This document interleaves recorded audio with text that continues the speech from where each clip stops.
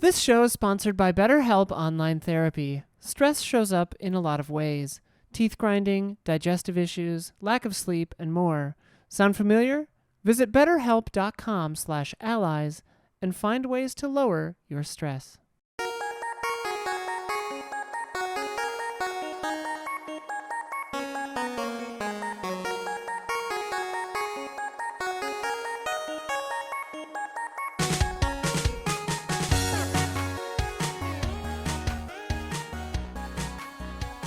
Hello, welcome to the Easy Allies podcast. I'm Daniel Bloodworth, coming to you from Los Angeles, California. This week I am joined by Bradley Ellis. Hello. Michael Damiani. Yo. And in the control room, Isla Hink, Yo.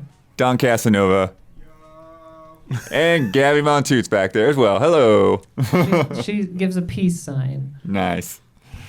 Friends, we're here to discuss some of the biggest headlines in video games this week. We've got Hyenas on the prowl. Tony Hawk is bummed out. There's some intriguing new info for both Xenoblade Chronicles 3 and Final Fantasy XVI.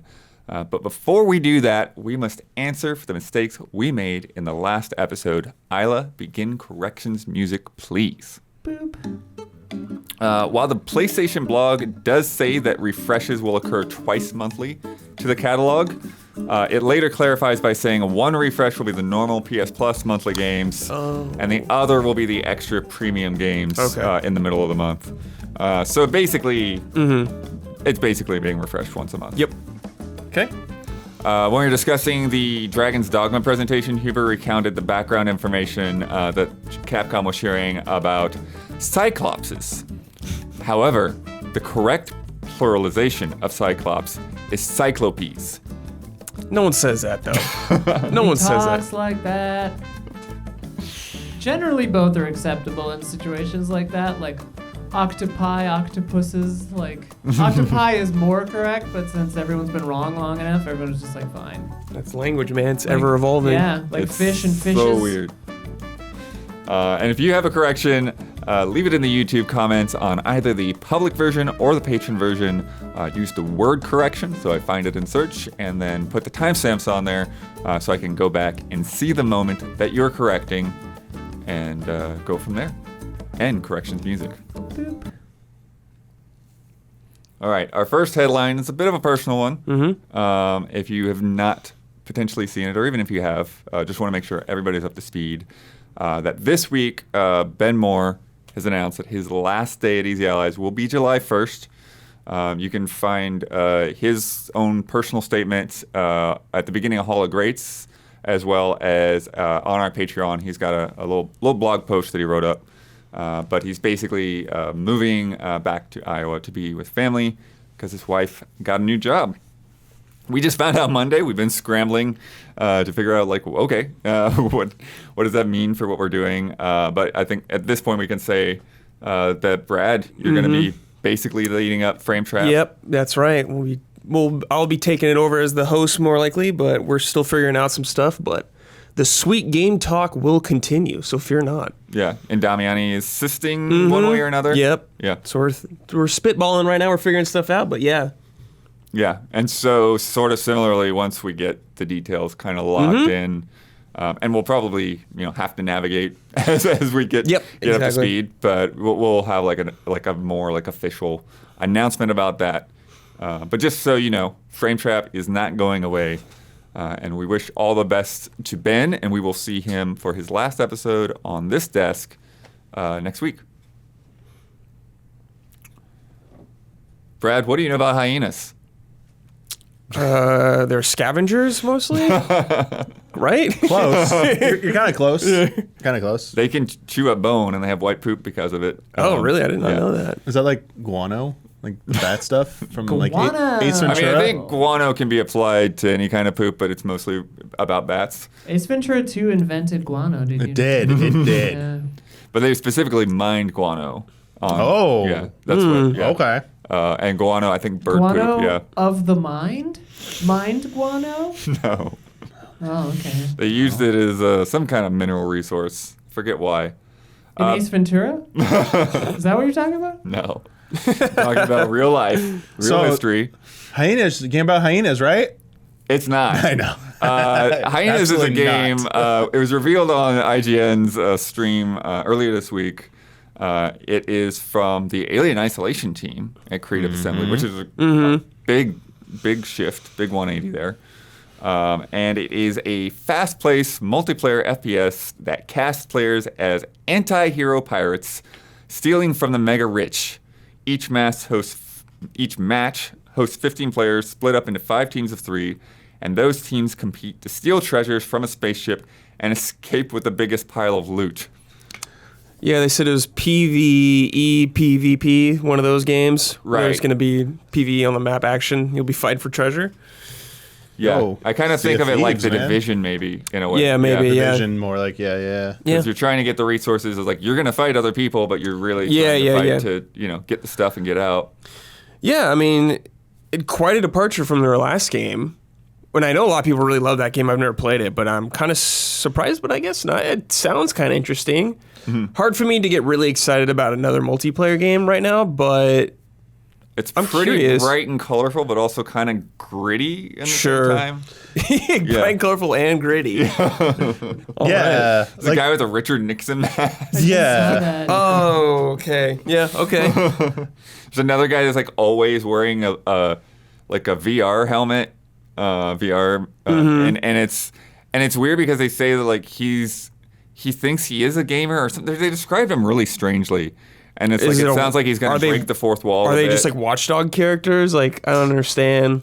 Yeah, there's girls in like dresses. Like Okay. every one of them is kind of weird and eccentric. Yeah. It's the classic stable of like unique video game characters.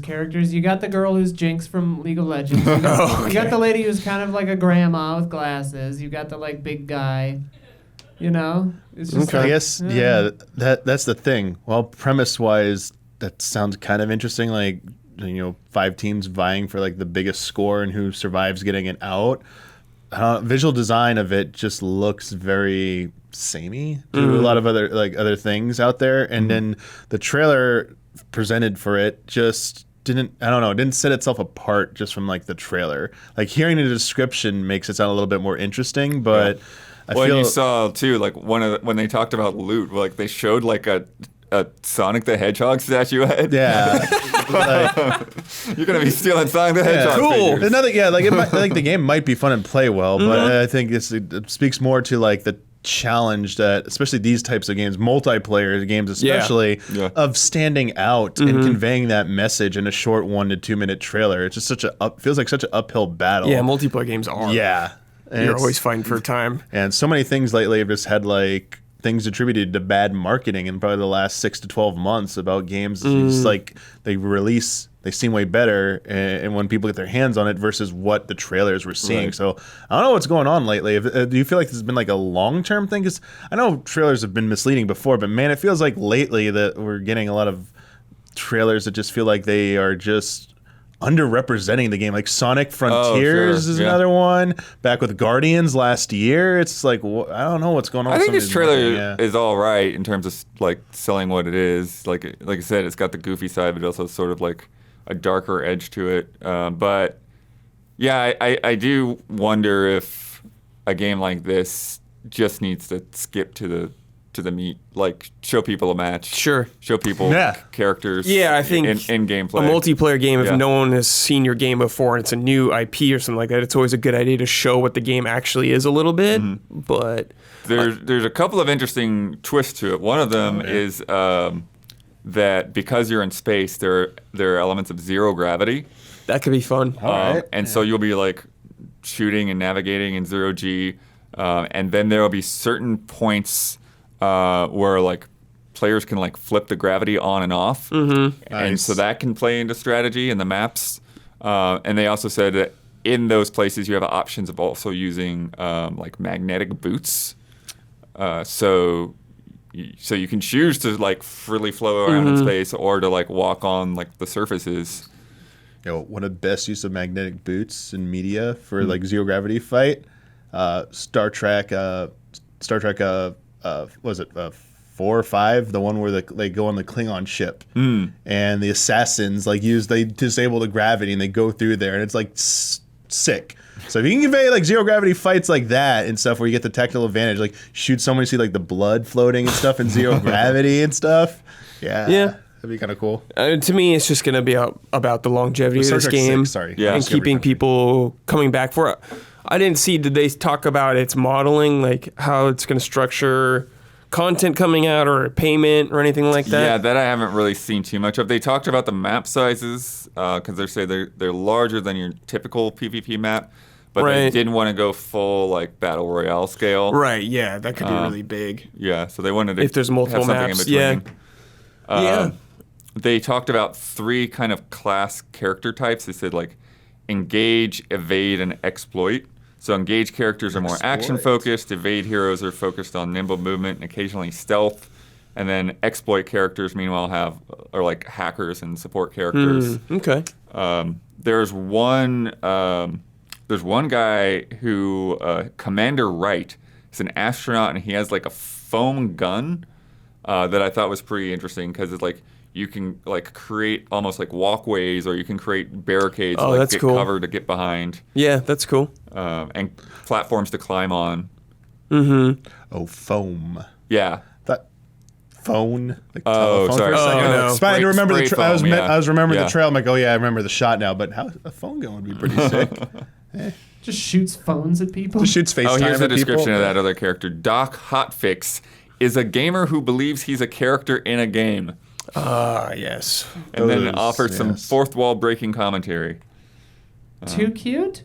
Too cute. Not for me, but a lot of people like that stuff, so Yeah, it's like it's probably not a bad idea. bit of a challenge for the writer who has to write that. I just wonder, because it's weird to me, because at first I thought, like, oh, they're so different looking because of cosmetics and things that players are going to buy or whatever, but when they talk about them as these defined characters... I don't believe anyone that says that about any of their games. That They makes say it that about really every weird game. to me. They say Yeah. that about any game with different characters. They always say that stuff. That means nothing. So... But I think things like the foam gun, like that seems like a unique... What I'm talking about, like the personality of their characters or whatever, it's just like, okay, you know, every game says that, I guess. It's not Yeah. special. But I don't know. Yeah, they all do that. I mean, after seeing so many of Alexander Ziranov's Apex Legends videos in the community showcase, man, like feels hard to top that level of like detail and stuff. So I mean, I know it's important to a lot of people. It is. when It's it super complements important. their gameplay and it gives it is. stuff. But it's like, do you trust this to like go to that level of detail? Yeah. yeah, Or I are they mean, just like writing out a paragraph. I mean, here's our character. It could be, it could be really great. We have no idea, but like, But I think Apex is a good example of, you know, something like to go for, you know. sure. Oh, yeah. To It's where very it's like, successful. you know, characters that feel mechanically different. Mm-hmm. And with them having these different roles, and hopefully that will, you know, because it's, yeah, like I wonder like how something like this, like is this like a lighter, like more fun Rainbow Six Siege? Like how is this all gonna like play Yeah, out? it's hard to say. Yeah. Yeah, I mean, just every multiplayer game I worry about its longevity because it's rough out there and there's a lot of competition. It seems like battle royales are kind of they're not new or anything, but they're still very popular. And like, there's a few like spaces like Dead by Daylight is a multiplayer game that's really huge. So it could succeed. I just don't really ever expect them to. But Right. What do you think about that dynamic of the 3 teams of 5? teams, 5 teams of 3? 5 teams of 3. Okay. Yeah. Sorry, I thought it was the other way around. I thought it was 3 teams Yeah, of somehow 5. I got that in my head too. I think but that's yeah. better, actually, Bloodworth, than Yeah. it's 3 players. I think that's much better. And like you said, that does make more sense. You brought up Apex. I think that is a proven number to work for multiplayer co-op games. So yeah, it could be really interesting. It just depends how fun, you know, the gameplay is and how much your role feels vital to each thing you're doing. Like if one character you're saying is like really good at maybe retrieving something and running out, players can really fit into a role of their characters. Like we all know Huber's going to be the damage enforcer character or something like that. Blood I could see being like the hacker kind of guy. Could be cool. Definitely need to see more, but like every multiplayer game, it's all about how it's handled post-release and how it goes on from there. Yeah. What do you think about this team making this game?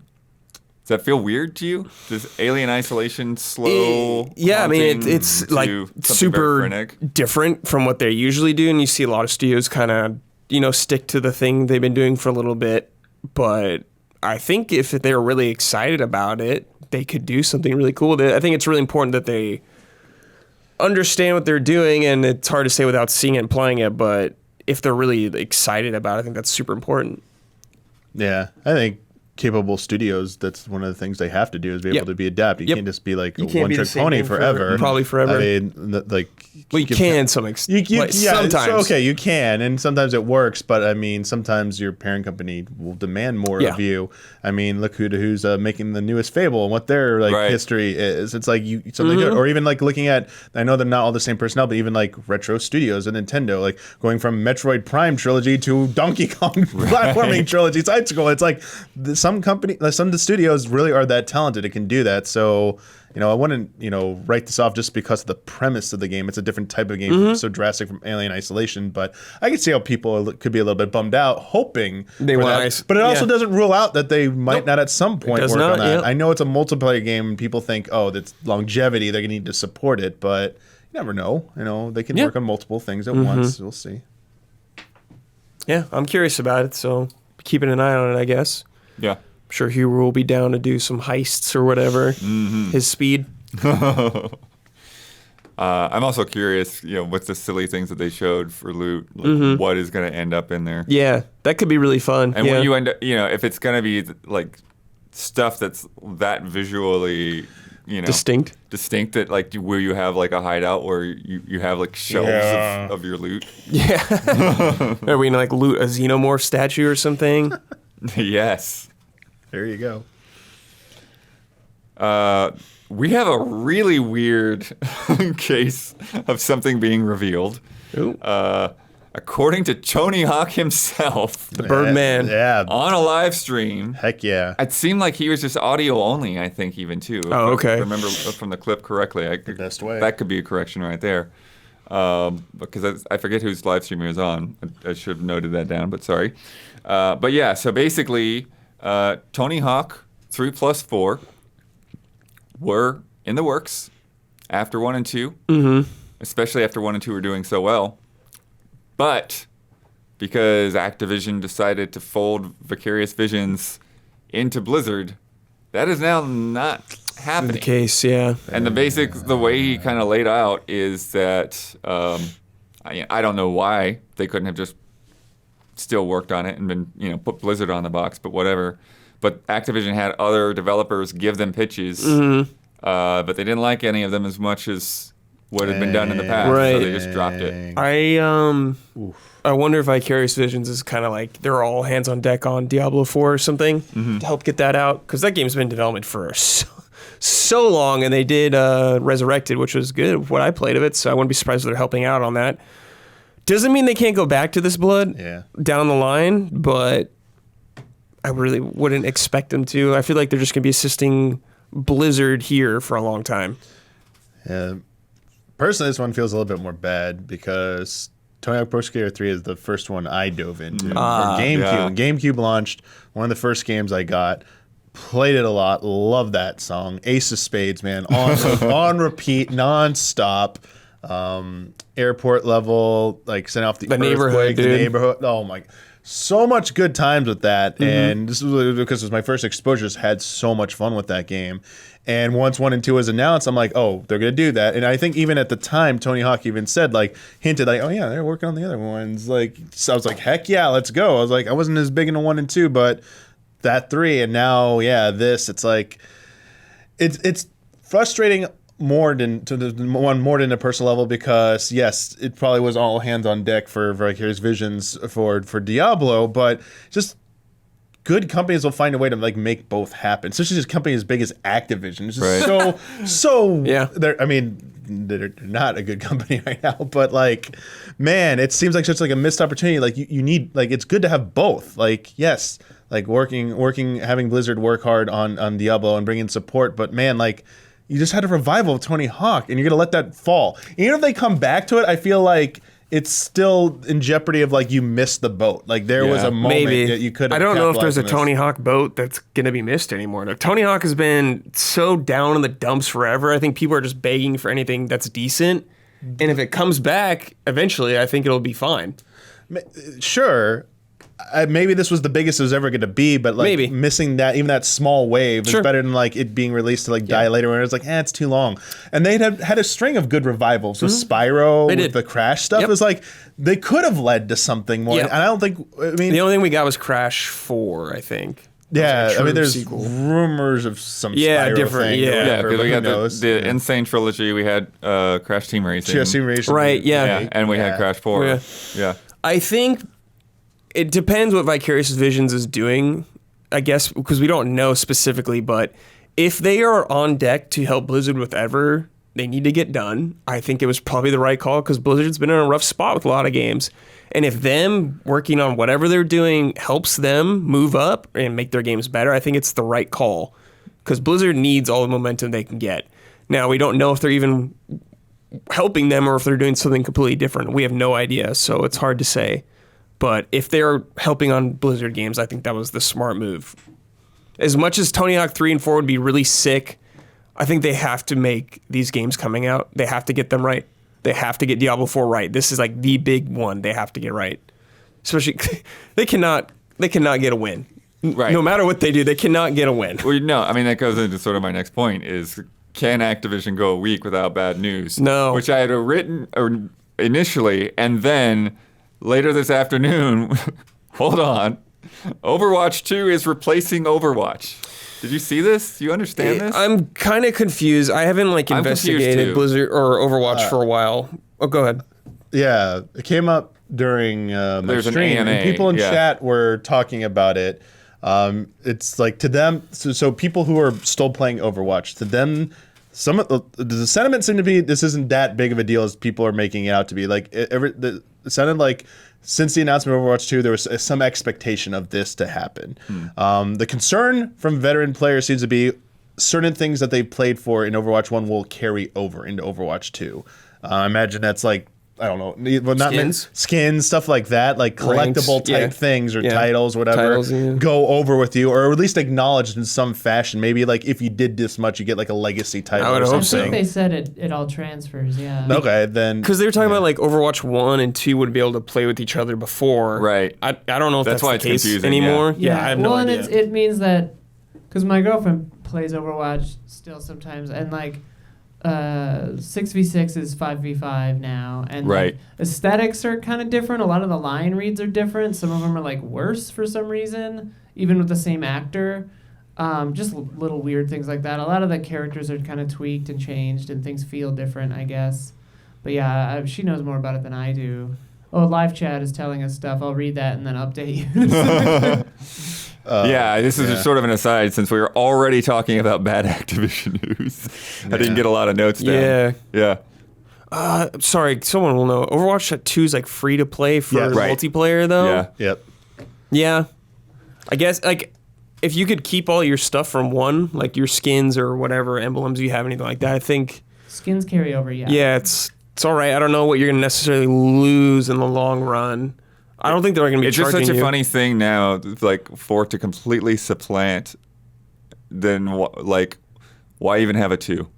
Like, why is, Isn't it like Overwatch 2.0 or version 2.0? You know, like, So like that's when you think yeah. about like how like drastically like Fortnite will change It was things. season to probably season. Yeah. like when Activision made them do Destiny 2 or something like that. Yeah. It's like we need a sequel because sequels make money kind of thing. So Yeah. I wouldn't be surprised if that was it. And they're like, But then well, it's free to play, so it's free to play, but the PvE's not. Yeah. And I think I wonder if this is reactive, like because when they had the beta, everyone was like, "This kind of sucks. Why is this not just this? Why is this not just an update? yeah, an you're just expansion pass, this feels you too know?" similar to Yeah. what it is, And kind of so thing. Maybe this is that. It's Yeah. Especially when $2 like games like League of Legends that are like 50 years old at this point are still updating frequently, Yeah. and like Fortnite's always doing crazy stuff. Yeah, Yeah.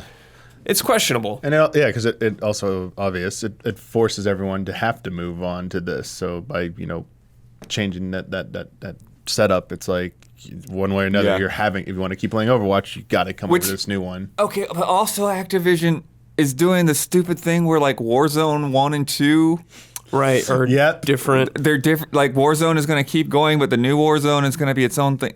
Oh my gosh. My guess is Warzone 1 is just so damn popular. Even if you this blows away Overwatch. Because they had like, Blackout before, right? And that was separate from Warzone. And they have like a history of kind of already doing that. Yes. And it's they're like, making everybody start over with the new Warzone. Yes. Yeah. That's you know what? That's probably why. If you have to start over, they probably will let you keep the old one. I would imagine, like within Activision's own thing, because if Overwatch, if they made you restart in Overwatch 2 and nothing carried over, I bet they would be leaving Overwatch 1. But they're trying to facilitate that kind of like transfer over to the newer one. But it still is weird. You're right, Isla. It's weird that this isn't just like an incremental upgrade. Yeah. Which it basically sort of kind of is now. Mm-hmm. Kind of. Yeah. In the weirdest way possible. Yeah, Overwatch has had a weird life. Yeah. It was on top of the world for a while, then it just died. Which is they like, never supported it. Tragically or not, like more and more seems like is becoming the Blizzard kind of legacy. It's like Hearthstone takes over everything and then just falls apart. It's hard to stay on top forever with anything, but I see what you're saying. Things move too fast now. And Blizzard doesn't move fast enough. Yeah. No. I mean, stuff like WoW came out in a different time. Yep. It doesn't seem that long ago, but it was long ago enough that like you had that luxury. If the MMO like WoW didn't exist before, if it tried to and MMOs were still stuck in like 2003, but today like Dark Age of Camelot was like the most cutting edge MMO in 2022, and WoW came along, it would probably be like huge, but not nearly as big as what WoW was because wasn't easy to get. Competent WoW competition. There weren't other big multiplayer games. If Fortnite as it is existed when WoW came out, might have been a different story. Crazy. Yeah, I don't know. I'm really curious about this game. It's like I'll probably play when it comes out. It's hard for me to get excited about it. I just don't really know why. I guess I'm more curious about the PvE kind of stuff. Yeah. And just like what they're going to try to do with that, but I don't know a lot about it. But it's coming out pretty damn soon, so I guess we'll see. Yeah, going to early access later this year. October, I think. Damiani, you brought this one up to me. Laura Kate Dale she got to spend an hour with the modern controls in Street Fighter VI and kind of go over the pros and cons, but overall, very positive impressions. So before we go into any more details, I believe because the video is part of a series that she does in terms of like covering accessibility in video games to give it a bigger spotlight, and so she was covering how those controls were, because a lot of the impressions coming out were from people that's playing it, I think, a little bit more traditionally.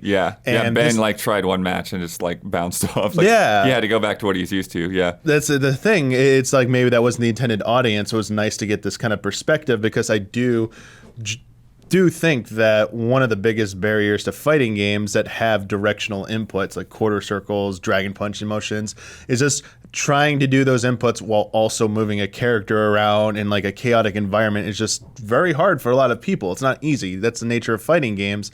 And to have it, I liked how she put it. It's more analogous to like Smash Brothers Smashes, that the B move is now, or like PlayStation control, it's like the triangle button is now your special moves. And like, except for a handful of characters, they have charge ones. They have to like charge every second. If you know one character's set of specials, you now know how to do everyone else's specials. I'm like, this is really good. And ever since they announced that they were going to do something like this when during the deeper dive they did during Summer Game Fest, I was like, oh, well, how does this actually work? So it was nice to get this. And it's something I personally would love to see more fighting games do. I know there are other games that are doing that, but man, to see it like a big series like Street Fighter take like that step to doing that, like, I think it's a good thing. I think it'll get more casual people involved in Street Fighter and in fighting games in general. Can you do every single command with this thing? Like you can't do everything. Okay. There are some like more more complex moves that are okay. So there's like, what is it, 3 or 4 buttons for like punch, like all like all the light, medium, heavy. There's light, medium, heavy button. And it'll do a kick or punch in certain context, I believe. No, I think there's just a kick and punch button. I'm sorry, kick and punch. Yeah, I'm getting it backwards. And the light, sorry, medium, heavy determines. Yeah, the light, medium, heavy is what's determined. Sorry, I got it backwards. Okay. And it'll also do like auto combos for you, so you don't have to remember long combo strings. Yeah, you just hold the right trigger. And then there's just a special button. So like Ryu, like if you do forward with it, it'll do like Shoryuken. If you like up with it, it does. Hadouken forward. Up will do Shoryuken, and I think it's like down or back will do the Hurricane kick essentially. So it sounds like it's just making it easier for people to get into these games. Yeah. Right. But if you want to master it and really get with the nitty gritty, it still rewards you for playing well and putting in the time. Yeah, because it's not taking that away. There's still the satisfaction for high level players that they're not depriving you of that. I think that would be the big thing. Is if this was the only option, Yeah, that would be a mistake. Yeah, exactly. And I think we even talked about this before in a previous episode that like when it comes to like competitive level of play, like ranked online matches and in tournaments. I'm curious to see what they'll do. I imagine they might differentiate, especially on like Capcom's own system. They might not let you pair. Yeah, I don't even know if you're playing at the highest level. I don't know if you'll use that scheme. Yeah, it sounds like you can't do everything. It might not work, but it'd be interesting to see if someone uses it as actually managed to pull off a character or something. Yeah, someone might be able to. I just like seeing the possibilities from this, but like. The reason I also want to talk about this, like thinking back to me, like how my experience with fighting games, like obviously played like Street Fighter 2 a lot and struggled a lot with some of the other characters. I mean, like I would do like Ryu and stuff, but like Shoryuken would come out like maybe 50% of the time with Dragon Punch in a real match. But like or like Zangief on Super Nintendo, dude, trying to do like in air like circle stuff is like it was horrible. And like especially Street Fighter 4, man, like focus cancel stuff was a nightmare for me. But the one I played to death, the game I probably have the most experience, fighting game I have the most experience in is Killer Instinct. But I was telling Blood before we started recording, like I had to like print out sheets that had all the combos, like Bjork, Jago. It's like, all right, how I gotta remember this link to this link. I'm like, it was studying. It was like homework. Right. It comes naturally to some people, and yes, you got to put in a lot of time. But for people who maybe don't do have an issue with like memorizing that amount of stuff in like that short of a time, and then executing it in small windows, it's just nice to have something like this, and I really appreciate this. Yeah. Yeah, one of the things that she was saying specifically is because she has disabilities where it's like it's hard to like remember or memorize all these different things, is that having this type of control where you're not having to memorize combos, not having to like get the quarter circles and stuff perfect, is that generally she would just end up devolving into button mashing, right? Yeah. And now she doesn't have to worry about how to actually do the move, so she's actually be able to think more strategically, more tactically, like think about where the spacing is for the other player, think about observing what the other player is doing. And so you're actually more engaged in the fight than, I want to do this move. Yeah. I think that's totally cool, and I love that it brings people, and I just want people who put in the time with these characters and really study the game to be the best because they are the best. That's just what I'm worried about. For sure. I don't know the extent to it, but I just want to make sure all the people who really grind this shit out and really love fighting games still feel like it has the technical aspects. And the best thing about this, Brad, is the more people, the more you get people to try out the game, even with this type of setup, potentially they do graduate on to like, well, let me. For some people, this might be training wheels mode. For some people, this is the only way they'll be able to play it, and it's great. But for some people, they're just intimidated by a fighting game. So this is their first dipping the toe in the water, and then they're like, you know what, I like this. And like your point is the point that she was also making is so important, is that understanding the strategy and like the kind of like the thought process behind what moves you would do. You cannot focus on that when you're struggling to like do these complex inputs. And I think that's the most basic thing you need to learn. There's two sets of basics. Mechanical input, which this is taken care of and you could eventually graduate onto, and then how to like read characters. And for someone like me, like the reason I don't play as much fighting game because like the mechanical part left me a long time ago. Like I can't like do those complex things anymore. But like when I watch a fighting games, like I still enjoy watching fighting game tournaments, Evo and everything like that, and watching the high level players. I mean, I know what they're going to do in situations like I just never could do that. And like I love understanding that. And I think that's another way to appreciate these types of games is just by even being able to focus on that.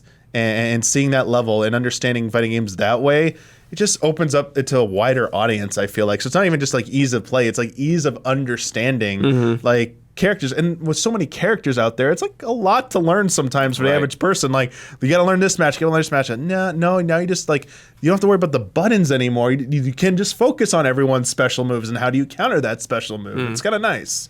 Yeah, because that's the thing, Brett, like when you're talking about like high level players, it's like, those guys aren't having any problem pulling off a Dragon Punch. Oh yeah, that's what I'm saying. I'm just saying, like, and so so you really like, you eliminate some of those sort of barriers of just like, I just want to do what I want to do, what's right in the moment.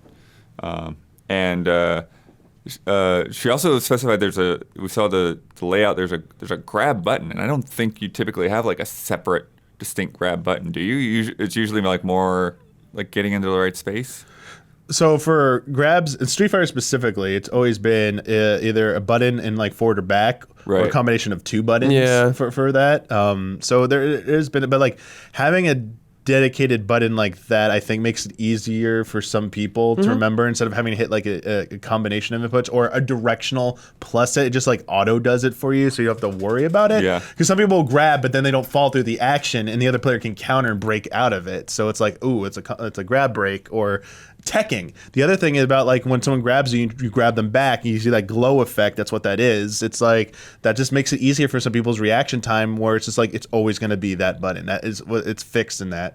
I like that. I mean, it's nice to see. Yeah, and the other thing that I thought was interesting that she pointed out is that with the auto combo button, like you have to connect with that first hit. Yeah. You know, and if you whiff, then it's like, it's not going to like lock you into that animation, or you're not going to, keep doing a combo that's just in the air. Yeah, it's not free, to put it in better words terms. Yeah, and I think that's the thing. One thing, with your concerns too, Brad, is it's like when you're doing an auto combo, then somebody that's more advanced is going to recognize what your auto combo is, and they're going to be able to counter it more than something that is more custom to where you're varying things up. It's been around for a while, but like Capcom's, this isn't even the first time Capcom did it. Marvel vs. Capcom 3 had this stuff. That's true. Yeah. I mean, I remember playing against some of my friends who were like they were way more advanced, but I would always use like the auto stuff, and my friends would be like, okay, like, sure, it makes you play a little bit more competently, but like we know exactly what you're doing. Yeah, so like, yeah. high-level players like this isn't going to help you at all. Different. But like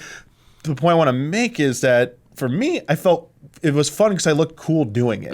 And like sometimes when you can't even do the like basic stuff and like you're not having any fun, at least this way, like you look cool. It's doing the flat. It's like playing a character action game on easy. It's like it looks awesome and then you're having a great time. I kind of liken that to this, and like that's only going to help Capcom sell more copies, get more people into it, and hopefully 1 out of every 100 person that like tries that and moves on and like, no, I want to take this a little bit more seriously. I'm gonna like try it with the like full combo strings and like directional inputs. Yeah. Like I want more people to play fighting games and get into them. So cool. Yeah. And that's something that she emphasized multiple times too. It's like, this is about like just being able to play with your friends. Rather than trying to do like some high level thing or anything like that. So it's cool. It's cool to get somebody that like had the time, because like on the show floor, like there's just so many other concerns. Yeah, like Ben's like focusing on like all the nitty gritty stuff and mechanics, all that kind of stuff. Trying to figure out the game for the first time. Yeah. It was really cool that they invited her over to their offices for that kind of setting and stuff. So it shows that they were like really trying to like make this work and make sure that it's also like right. Yeah. And now, a word from our sponsors.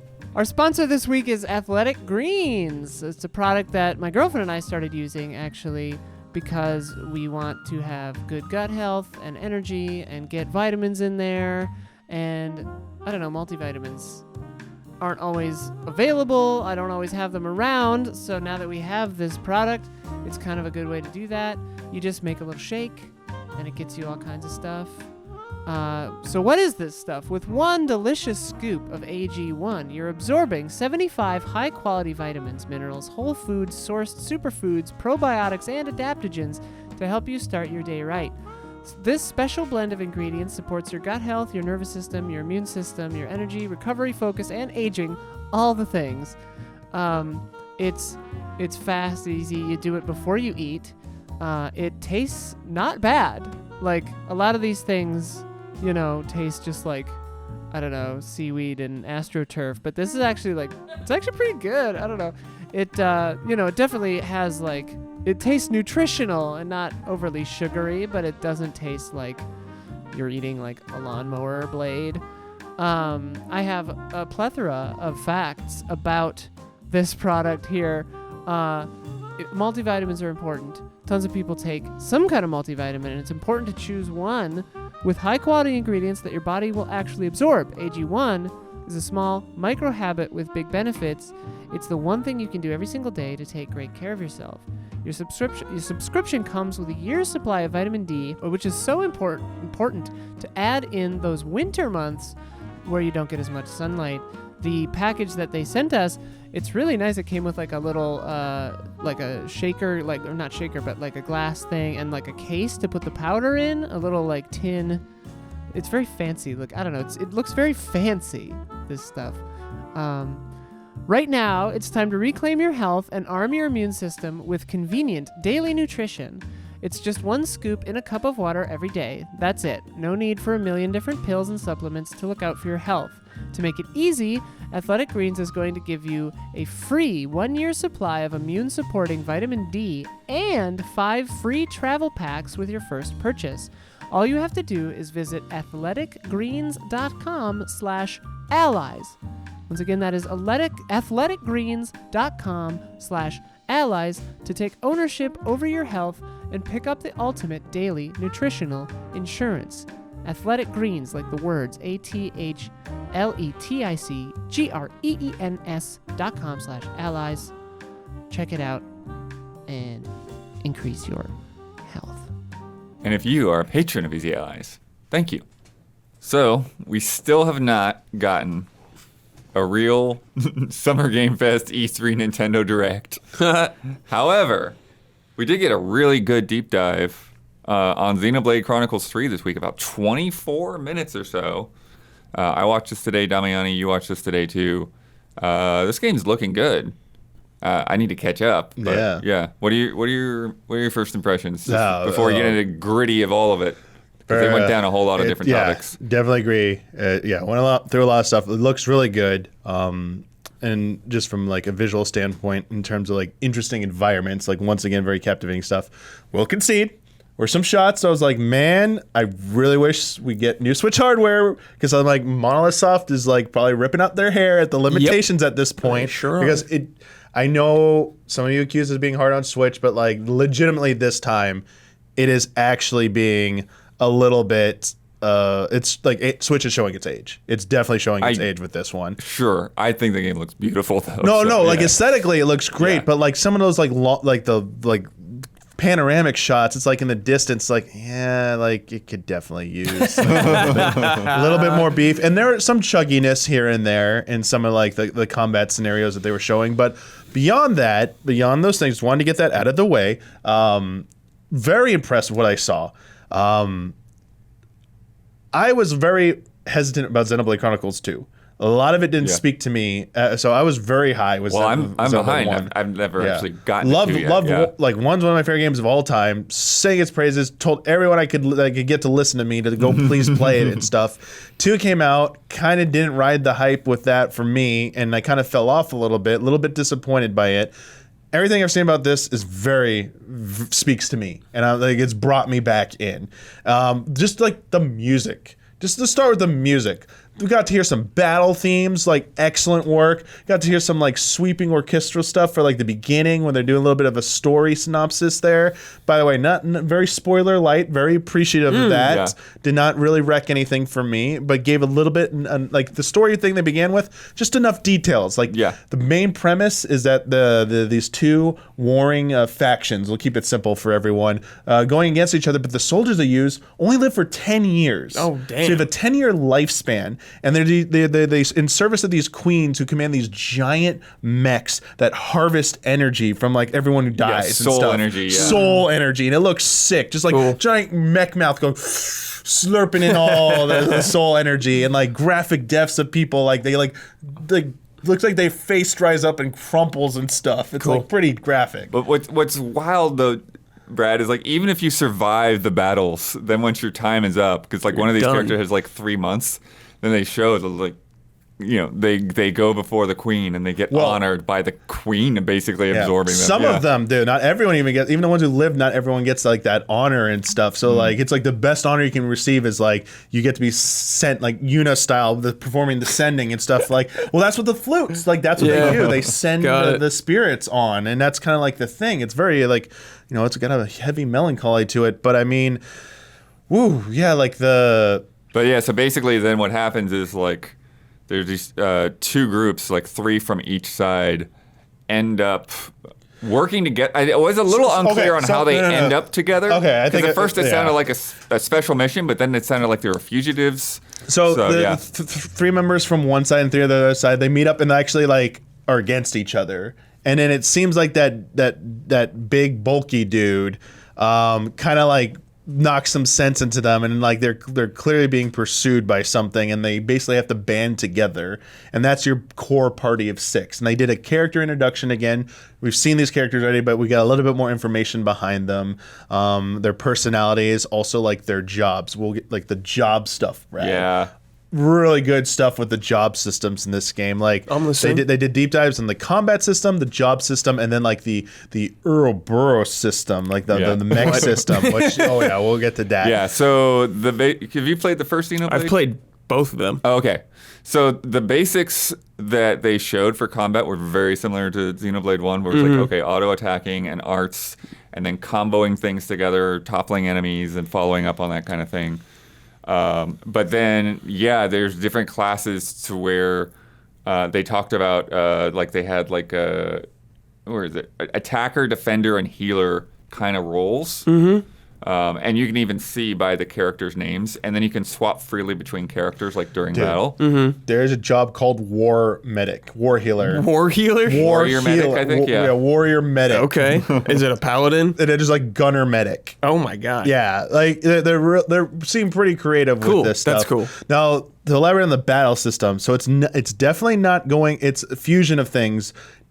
I like mostly was getting it from like everything they showed. One of the best things they did is that the actions are like on 2 sides. It's the face button you hit represents the button you're hitting. So like it's like you don't have to like cycle through stuff. It's That's like nice. It's like top like Y button, whatever it is. Like that will be your top diamond move or like top, okay. I like that. It shows the name of the move and also like a very like 2-word description of what it's going to do. So you get what it's like. This is going to topple someone. This is going to draw aggro. You don't this have to will cycle heal. through moves like and stuff. That's cool. Very smooth. Looked very good. And then they like showed some of them like the chain system. Like Blood already explained, like like topple, like launch, slam thing comes back.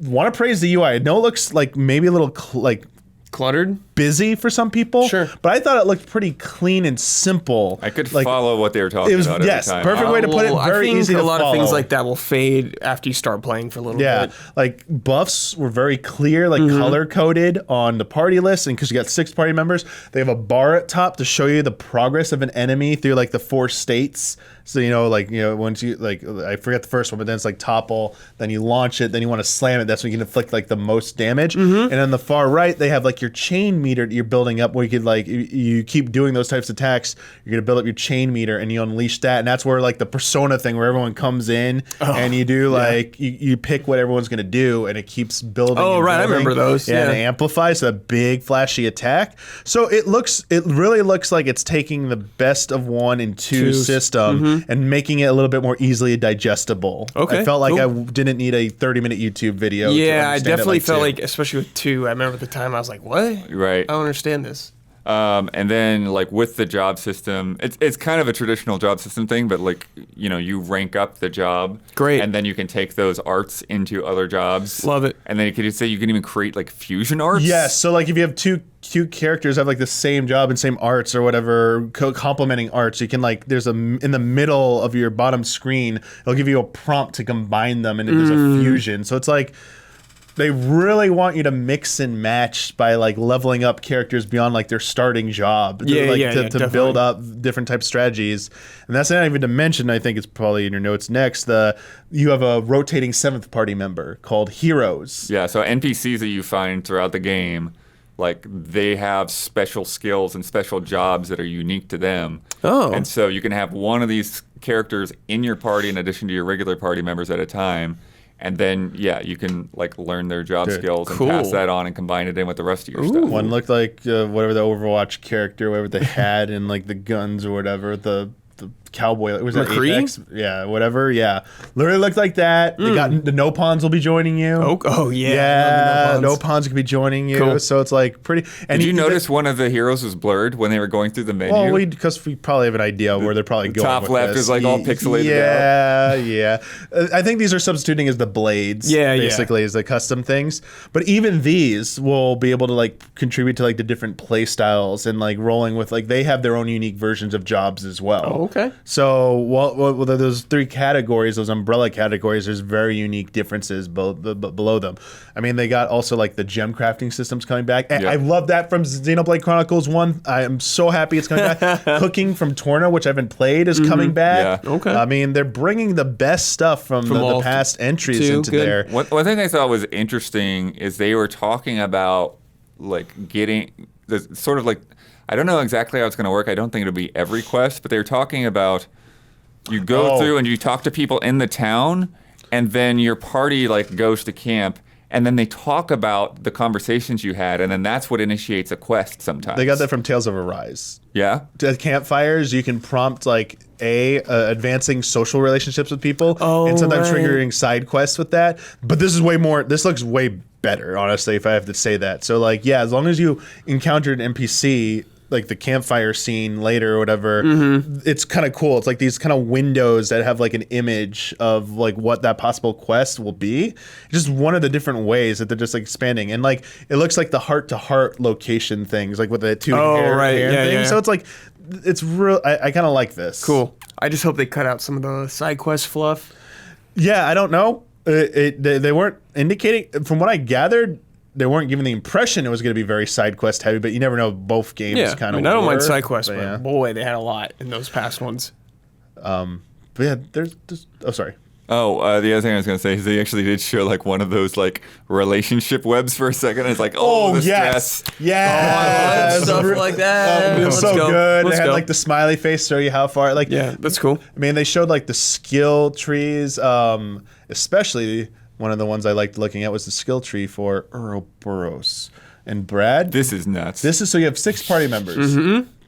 They're pairs of 2. So 3 pairs of 2 will be able to fuse together. This is the Pacific Rim thing. We're gonna drift compatible, link up, and we're gonna become these like mech looking. Well, how big are the mechs? They're a little bit bigger than people. Like they're not like as They're more than a little bit. Yeah, they're not Yeah. gigantic, but they're way like I'd say probably like 2.5 times the size of a normal character. Yeah. Okay. All right.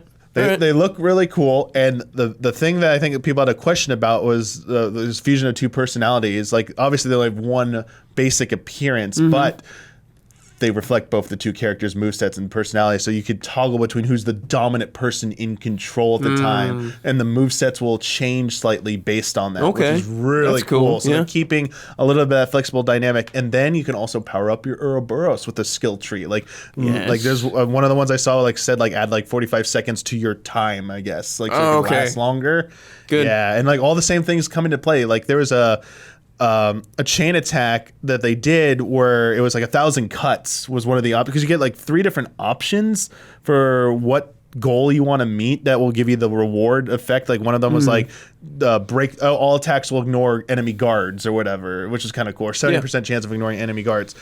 And this one, when they did it, like they were in their Ouroboros state doing cool, flashy combo stuff. And then the characters broke apart back to their normal thing, did another hit, and then instantly fused again. So from a visual perspective, very that cinematic sounds and cool. all. Yeah, very flashy. Sick. Yeah. And then the last thing, probably where like I paused a little bit, $30 expansion pass that they're selling, Damiani. Yeah, it And looks it's weird because exactly- it's like mostly feels like outfits and cosmetics and like side quests, but I don't know like how significant those are going to be. So it's like what 4 parts, but the last part in December being the actual story The actual content. expansion is by the end of the year. Yeah. If that story content is as significant as Torna, from everything I've been told about Torna, it'll be worth that price. Sure. But it up front like that, it does feel a little. I mean, I guess it was expected, but it still doesn't.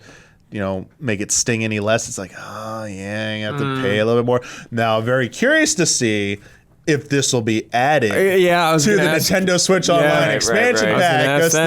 then I'll be like, all right, Yeah. I feel like they my would've said $50 if it is was gonna already be. paid It's off. first party, dude. I got Come on. I got the Mario Kart tracks and I got this. I'm like, all right, Yeah. I'm making money off Nintendo for once. Let's go. Never make money off Nintendo. No matter what you think They're you're doing. going to recoup it someday. Like, Yep. we got you. Don't Yep, worry. they will get your money we no got matter you. what. We got you. Yeah, I think for me it's just funny because it's like they want to like toss like all of these little things in there to like make it feel like more of a value, but it just does the opposite for Yeah. me. Yeah. It's like I would rather you just give me the chunky thing.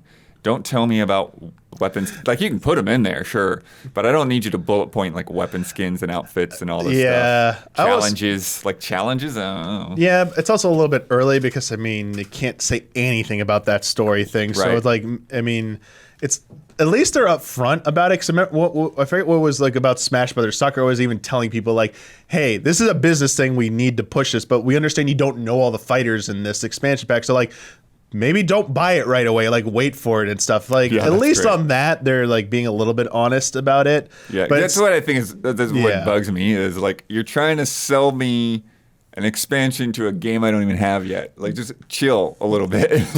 Yeah, it probably should have been after. Like, it doesn't feel good that it's before. But one thing, Brad, you're gonna love this. Okay. I'm being sarcastic, by the way. Amiibo support. Oh, God. Any amiibo will unlock items for characters, but should you have the Shulk amiibo? I'm never going to have that.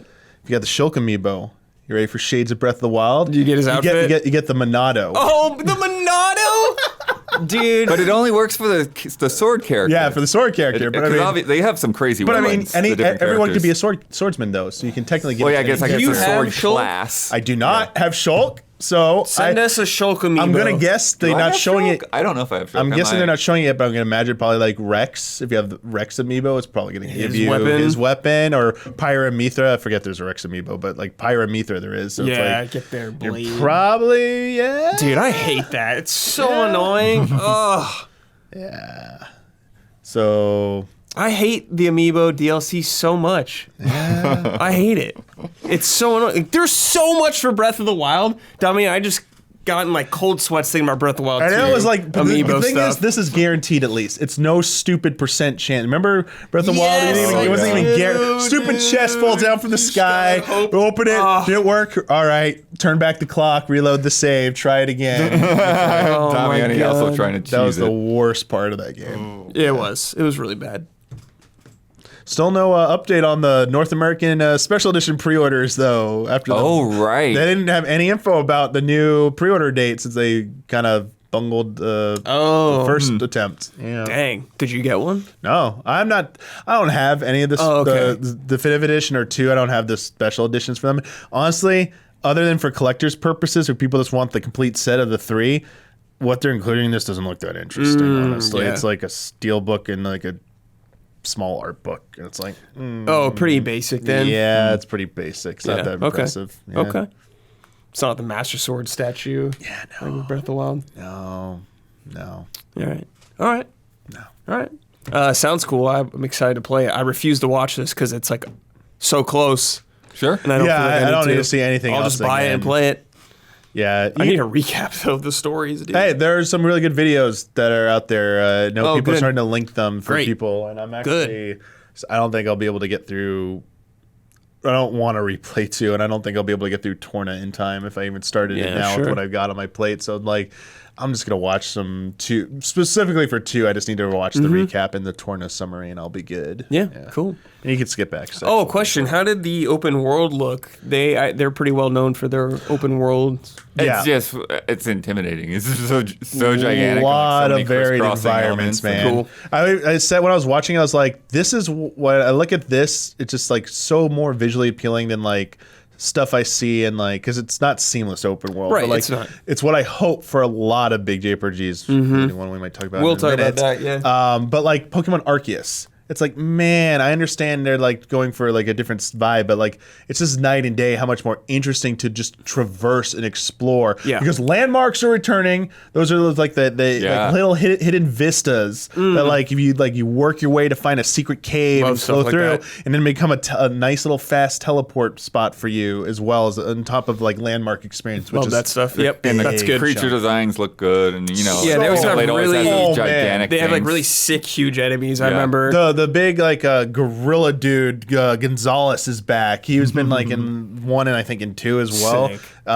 Just like a recurring dude. Just showed him sleeping there casually. Some Monster Hunter stuff, dude. Like it's both like organic monsters, mechs and stuff coming at you again. It's like all the best of both. Hell yeah. Yeah, and like showed off a great like little like reminded me of the marshlands in 1 at night with like the glowing fireflies. Showed off like another like little foresty area with like glowing little like lights. Like it was like perfect. It's like yes.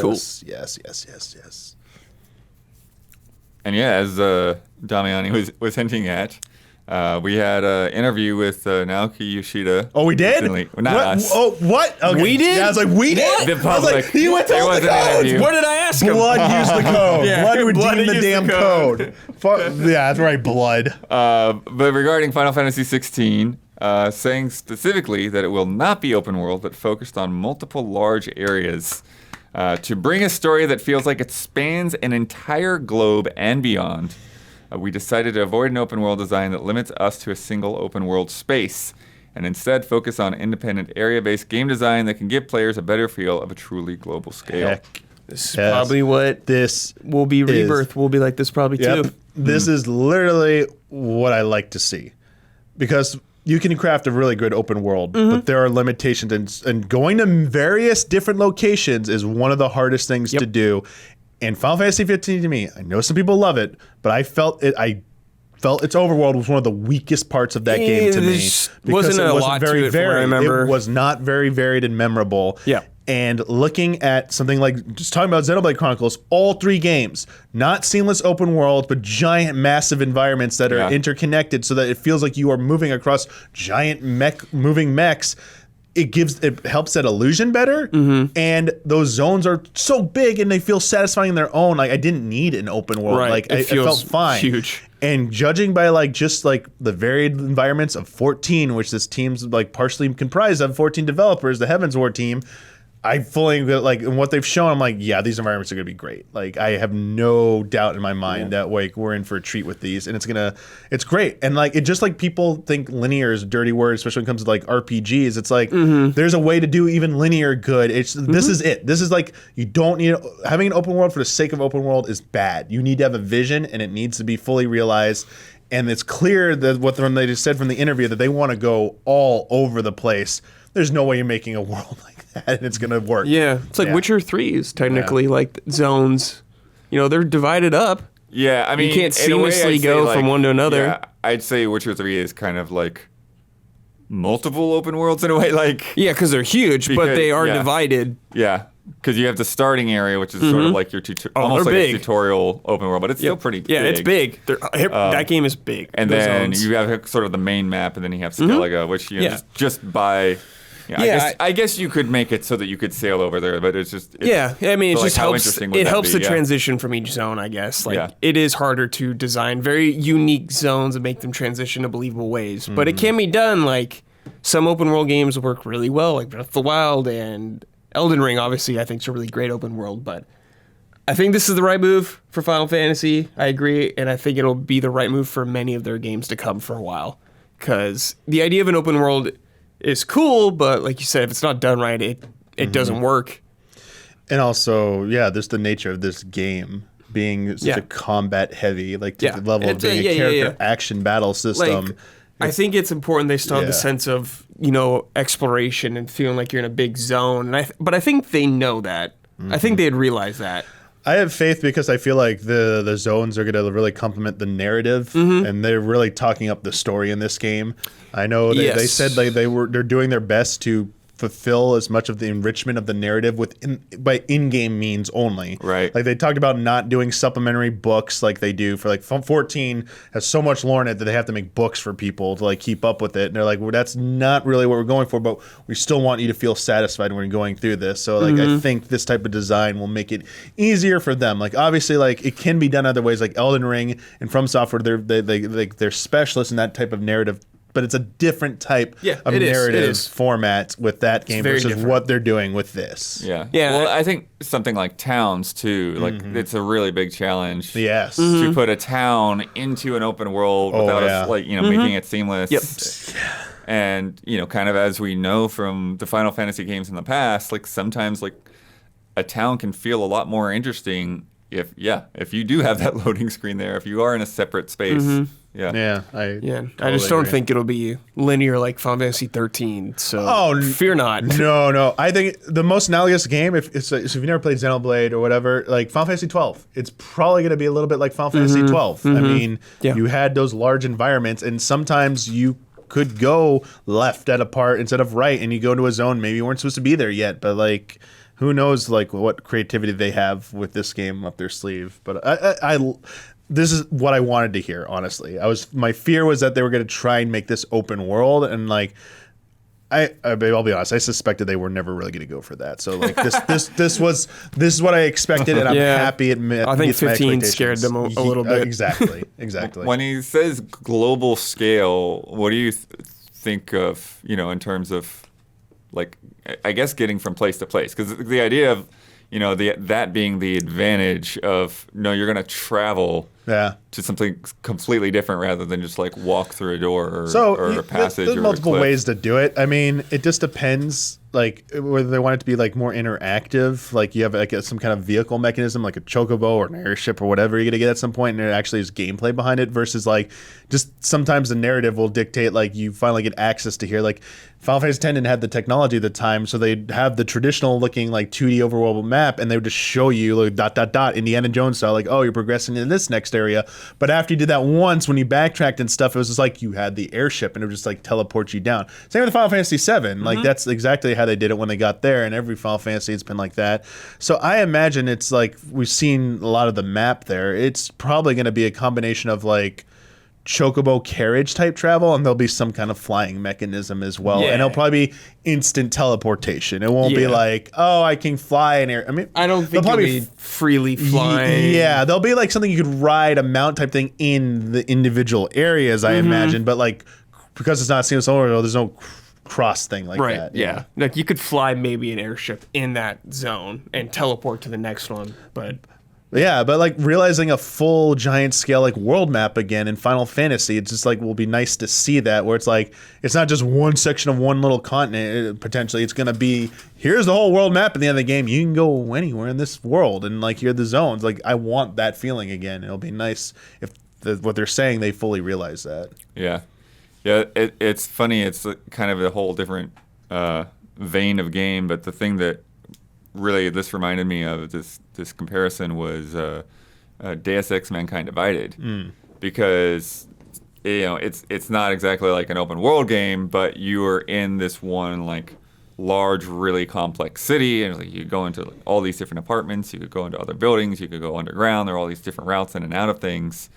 And so, like, in terms of the actual, like, playable real estate, it was probably larger than the game before it. But because you're in that same city for the majority of the game, other than a couple of chapters where you jumped out here and there and just did short levels, it lacked that sense of, again, this global adventure that the original game and Human Revolution had. Mm-hmm. What else was in that interview? Because this is the main thing I wanted to focus on. Well, the other big thing was the party system. That's been one of the biggest question marks. People getting a little like worried or anxious about what was being shown. Naoki Ishida did confirm that there will only be one playable character, Clive, the main protagonist, but he will be joined by AI party members that will change as dictated by story and scenario, and that the player will not have to focus on controlling those other players. They'll just be there to assist you. And honestly, this is really what I was expecting as well. Yep. I did not expect other party members. And with this battle system, like the different icons you transform, like the stances I'll call them stances, whatever they're going to be called, that you transform between, and you take different abilities when you shift between them. That's a pretty loaded, complex system. Yeah. And I think it's gonna be a Devil May Cry game. really weird to especially Devil May Cry. Can I change between 3 different characters? I mean, no. On the fly, no. On the fly, no. Like you can pick a different character to Right. choose a stage, and who knows if there's an unlockable character or something. But this kind of fits the MO of what It's they're going for. like a Kingdom Hearts game, you know? Yeah, You have AI party members. He gave shout outs to the Kingdom Hearts team. Yeah, Did he you see did, that? 'cause he said- knows. He has said thank you for helping them with the real time combat system He because they have knows. experience with He that. knows. There we go. Yeah, and those challenges. And I do understand that some people might lament that, even I get it. even Final Fantasy VII Remake managed to find a way to let you play as 3 party members and found a really elegant solution to that.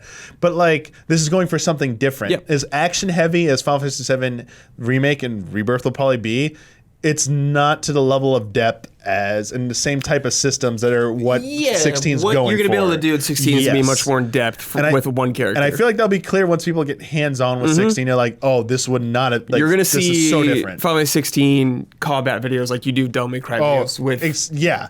like Linkin yeah. Park in the background. You'll see it. Yeah, most I can imagine, maybe you call in your party members as assist. You hit an assist button in 16, and they'll They'll do an action. come with you to do a combo action or something that will trigger that.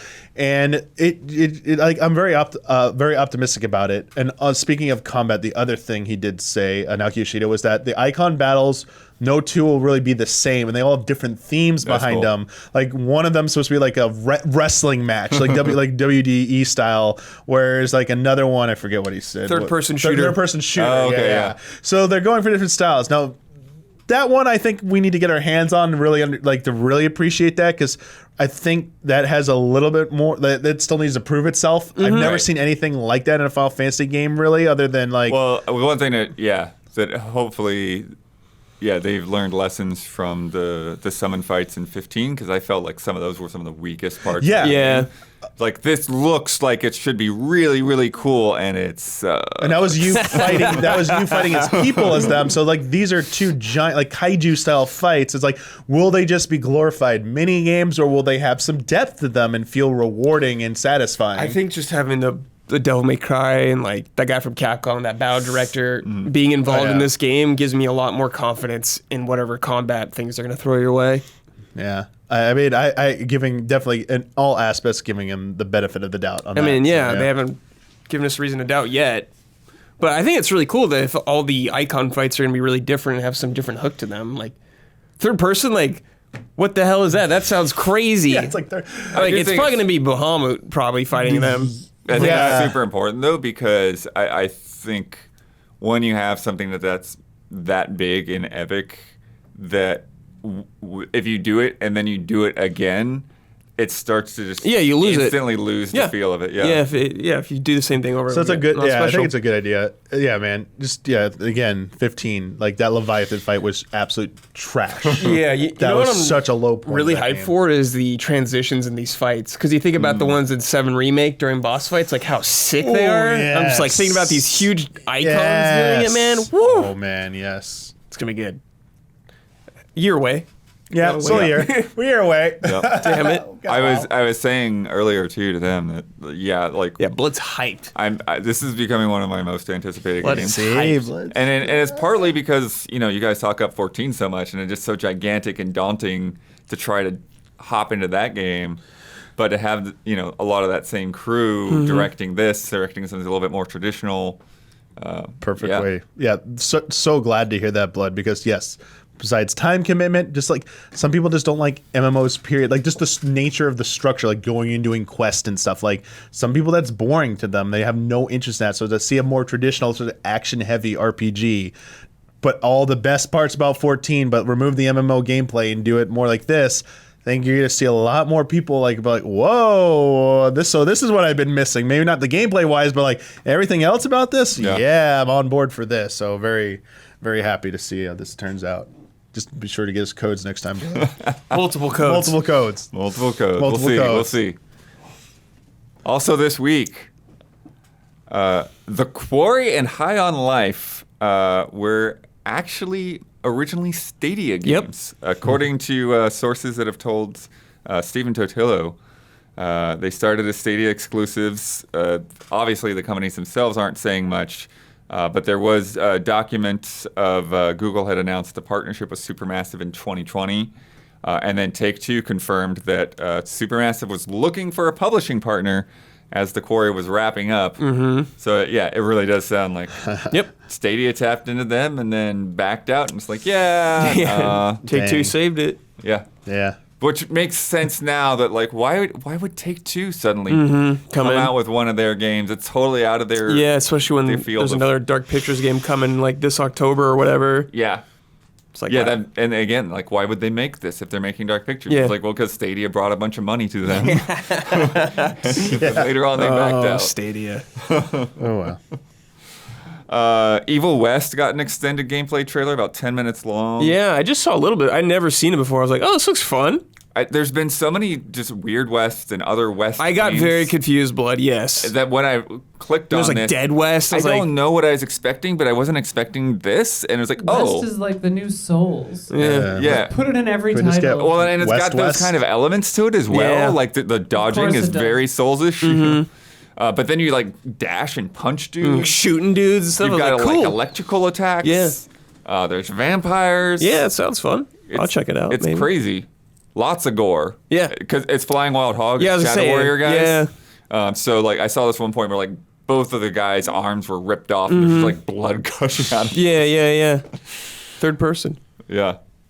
PlayStation will not attend Gamescom, jumping on a list that includes Nintendo, Activision Blizzard, and Take-Two. So Just Microsoft for now? Not sure what if that they've is. We haven't confirmed? heard, yeah. yeah, and European publishers, of course. Right, yeah. I'm sure a lot of Embracer stuff will be They there. also, Sony also went as far as to say they're also not participating in Open Night Live either. Right. Yeah. So no announcements at Keely's thing. Yeah. Ooh. That seems to be their sort of thing. Is like, oh, Everyone we'll do a just- state of play yeah. a week before. Everyone does their own thing now. Well, I mean, after getting Last of Us and summer kickoff, I thought maybe they'd get like something. Oh, We're getting- We're getting another look at Last of Us right before it No, comes we're getting out. God of War. They're going to do God of War. They're gonna do it on their own. Yeah. They'll probably do a state of play that's Yeah. just God of That's War. getting a state of play. 100%. That new Twitter leaker, the snitch or whatever, who's been accurate on every single thing, posted God of War today. And it was like 11/11 this year, pretty much. Got it. That's what people are guessing. Well, that's out of it. what Schreier was saying. I Yeah. think that So- 3rd November was when it was now. So the snitch is sniffing again. I wonder what his console war post was referencing. Don't know. He said, "Do you like console wars?" And all of it was like no. Or was I it? don't know what that Or was it all means. yes? Weird. I don't know. Here we go. The KOTOR 2 port on Switch shipped with a game-breaking bug that blocks now specified as a quote-unquote small number of players from completing it. Crashes about halfway through the game after the Basilisk crash cutscene. And they have now also posted a workaround Okay. until their patch actually fixes it. Oh, that's good because last thing is they said we were aware we have no ETA on any kind of fix. And it was that anyone who gets that point can't get past it. So it's like unbeatable for anyone. I was like, Yeah, the first report made it sound like nobody could finish the game. Now it sounds like it's not quite that bad. okay. But Okay. Yeah, if it was like no one could finish the game, how'd that get through It's like, QA? holy right, exactly. Yeah, I was like, Yeah. whoa there. That's Well, bad. okay. That's bad. Fixing it. That's cool. A Plague Tale Requiem release date was confirmed today, October 18th. Yeah, cool. Oh, October, man. A lot Nice. of releases. Yeah, stacking up. They put out a 10-minute gameplay video today, which I watched through just before the podcast. Looking all right. A lot of killing. A lot Yeah, a lot and it- more. Yeah, well, it was weird because they're like going through this quarry and stuff, and they. It seemed like everybody that was hunting them wasn't really hunting them because, like in the first time, like they were hunting Hugo and you didn't know why. Now it just seems like they're hunting them because they've killed people. So I'm just like, how about we stop killing so many people? Blast us. That's funny. It's just such a strange thing when it's like they specifically call it out. And then even towards the end, they actually do go into like Hugo powers. Oh, right. Amicia has him control some rat swarms and kill some guys that way. Cool. But then like he kind of like loses control and then is like, Now there's a tidal wave of rats coming at us because Hugo's passed out. Cool. So you got to run. And that's right where they cut it off. Yeah. I'll check that out. Isla, Yes. Blade Runner Enhanced Edition. Yeah, and it apparently is not good. Not good? Oh. Just came out today. I was literally just reading about it. So there's the Night Dive version, and then there's the GOG version, GOG, whatever. Okay. Which is done by Scum VM or something like that. Let me make sure I'm getting that right. Yeah, CUMM VM. Okay. And I had known about this. It's kind of like Silent Hill 2 Enhanced Edition. It's like a fan effort to like preserve and up-res this game, which I love. Blade Runner. I don't know if we actually ever said it, but like Blade Runner, the game, and the Night Dive version, because all the original files were lost. So they used like weird AI to up-res the stuff, but apparently it's just got all kinds of like problems and bugs, and like sound effects will cut off the music, and like weird, and it just looks worse. Rock Paper Shotgun, I was reading actually like literally just a second ago right now. They were like, yeah, it just looks worse. So it's like, has controller support subtitles, and it's on consoles, and other than that, don't get it apparently right now. Wow. Hopefully they're able to like right the ship and make it better, but apparently the GOG version is better. Huh. So they've been doing a lot of good stuff. That's crazy. Yeah, I watched a thing about this a while ago, actually, that Night Dive was like, I don't remember specifics, but they were like nervous about it because it was like, everything's lost, you know? And there's already this other version, so it's kind of, yeah, it's wild. I don't know. It's crazy that it even happened. I have it on disc. I have the old one on disc, and it still looks incredible. Just There are a few online documentaries about Blade Runner. Look into it. It's fascinating, this game. Westwood Studios. It's incredible. I can't remember. I don't think it's a no clip, but I don't remember who. Might have been one of those War Stories ones. Yeah, I think it's War Stories. It's so good. Turns out that most of the lyrics in Elden Ring are just made up. Reddit user Magister Organi, Latin student, confirmed that the song The Sirens Sing is indeed in Latin, but upon questioning the music producers that worked on the game, discovered that most of the lyrics are computer generated and adjusted to sound like an ancient language. Mm-hmm. Wow. Cool. And then I have a friend that actually worked on those recordings. Oh, cool. Haven't talked to him forever, but another friend of mine like texted me. He's like, "Hey, do you know he did that?" I was like, "Oh, no, I didn't." And then even though its staff is reportedly down to 10 people or less, Treasure is celebrating its 30th anniversary and tweeted a hint that it has something in the works. This is translated, but this year, the 30th anniversary are working hard to announce the highly requested That title. We look forward to your continued support of Treasure. So, some people thinking Ikaruga maybe? Yeah. But don't know. I guess, yeah. Oh, man. We'll see. Yeah, we'll see. Like, I think the reaction of everyone was like, Treasure's still around? What? Yeah. Right. All right. Hope for the best. It's time for Love and Respect.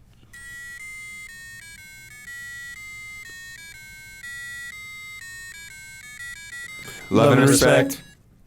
From Beaten Down Brian. When conversations around E3 and Summer Game Fest come up at various outlets, people often say how it makes sense for all these publishers and sometimes individual games to have their own events and to have them spread out because they get to have all the eyeballs on them. But do they? When we had E3 and everything was consolidated into 1 week of events and coverage, I, like many others, would watch it all. However, now that things are so spread out, I feel people are becoming more picky about what they tune into. A Plague Tale Requiem was shown during the Xbox Showcase, which had an average of 2.2 million viewers. During this, they didn't reveal the release date. Why? Because Focus Entertainment is having their own event, which was today, where they plan to reveal it. An event which will likely draw a fraction of that viewership. Similarly, Capcom did the same thing with Dragon's Dogma, and as Isla pointed out during your reactions, the Capcom event had 70,000 viewers on Twitch, while the Dragon's Dogma event had 5,000 watching. Yeah. Is splintering these events into so many places really benefiting these games? Is it benefiting the audience, or is it merely what these companies have convinced themselves is the smart play? with the Dragon's Dogma one, I fully think they should have done the T-shirt thing, revealed 2 in the big thing, and then said, if you're a fan or interested, we have a wonderful documentary, check it out next week. Because it's like, that would have gotten the same amount of viewers. And like, I saw a report that sales of Dragon's Dogma ticked up. And like, that's just from the announcement of 2. How much more would they have ticked up if 70,000 people live had seen it, and the word would have spread way more? Like, so in that case specifically, they definitely should have just done it in the main event. Yeah, it feels like they are super into reminding you a few times about these things over a couple weeks. When I think, you get like one big shot, I feel like, and after that, it's gonna shrink substantially. Like with Plague Tale kind of thing, it's like. That release date absolutely should have been in that Microsoft thing. There's no reason to. And people are definitely spreading things out too much, and it's unnecessary. And people are skipping a lot of stuff. Like we've skipped some things because we're like, probably won't be that good. But if it's all closer together, I mean, it's great because some games that wouldn't have before gotten a chance to shine, but definitely there is too much. Definitely. Yeah, I agree. It's gone way too it's oversaturated at this point. I understand when I say I understand why companies doing it to their best interest. It's in the best interest. It's in the best interest of the company sometimes because they think that they're getting more exposure, that it's a focused thing. Even something like we were just talking a little while ago about like a theoretical state of play with God of War as a focus. I'll get a lot of eyeballs, but I think it would still even get more if there was a giant, huge E3 style state of play or an old E3 event where God of War headlined it at the very beginning or the end was the big thing. I think that would get more people to watch it and draw bigger attention to it than even a standalone thing. So I feel like it's more misguided. It's probably like what they've told themselves and they now believe it. And for some things it might be like on paper it sounds true. I feel like the smaller you are, maybe the more true it is because you probably got left out of the party in the first place. Yeah, exactly. Or wherever you got fit in before an E3, you just got drowned out. So I understand, but at the same time, as Brad was just saying, when you try and do those own things, like, yeah, you might now have your own day or whatever, but a lot of people are just not even watching it, period. So like, unfortunately, the sad reality is your best chance is to, for me personally, for the good of just like enjoyment and entertainment and exposure, I do feel like the weak condensed E3 format should come back. And it benefits I do think it benefits everybody. And that's your best shot is to get on board with that. And like people talk about their favorite E3, when they talk about trailers, they talk about E3 trailers. Like when I think of like a trailer now from like a direct, like what direct was that? Like it's so scattershot now. Like the content might still stick out, but like it's not behind a tentpole event anymore. And as I like what Keighley is doing, I just wish he could like just take over E3 from the ESA and make it his own thing, or just destroy E3 and Keighley makes an E3 like event that's just literally what E3 was, but he's in control of it. That's what needs to come back, and I do think this stuff like is not as potent. They're doing an admirable effort with it. Like hats off to Keighley for pulling off what he's doing, but it's not as good as what E3 was in terms of like announcements and conferences. Not even close. It's not even close. Well. Another thing I think of something like this, right? And we saw similar with the, Xbox having their extended showcase like a couple of days later. But I think that's the thing is like a couple of days later, you've lost your audience. People are like planning like, okay, Sunday I'm going to sit down and watch Xbox. I'm going to watch PC gaming show, but then am I going to tune in again a couple of days later or not? And that's why I think something like, with the scheduling is like, trying to figure out, like, I don't know how everybody talks to each other to make sure they don't overlap more than they do already. Mm-hmm. But it's like, if you're going to have your extended gameplay trailer, then try to figure out how to have that like on that same day after Xbox or something. Yeah. To that last point, Blood, I imagine maybe they weren't doing a great job of it, but I would imagine the ESA with E3 would probably like reach out to everyone and be like, start sending us what you want to do. And as people got slotted, they'd probably just tell someone like, no, someone's already slotted there. You can't do that. Or you really shouldn't do that on that day. We can't tell you specifically because it's like we're NDA'd as well. But like, you really shouldn't pick that day. We were telling you to pick another day to do this. And like, they'll listen. Like, Well, they used to definitely talk to each other because we would coordinate. They would have Yeah, shuttles. I imagine that's Sony is going to have shuttles that take you over to Ubisoft. It needs to get back to that. I understand it maybe is powerful as much clout as Keith has. It might even be out of his hands because some people may just not want to play ball with him as much. Like, yeah, Sony gave him Last of Us, but it sounds like they were never going to give him Sony was not just going to be in Keighley's thing, and Nintendo just doing whatever Nintendo wants to do. So it's like someone needs to find a way to like get that centralized event back and kind of like wrangle everyone up again and be like, you're either doing it this week or you could be left out. And like, you want to go do it on your own, sure. Like maybe Nintendo can still go out on their own and do something, but like they're probably gonna get a lot of pressure from like their their own fans of being vocal. Like, hey, why don't you do something during this like Keighley thing or whatever, wherever he goes? But again, to the point. Yeah, it needs to.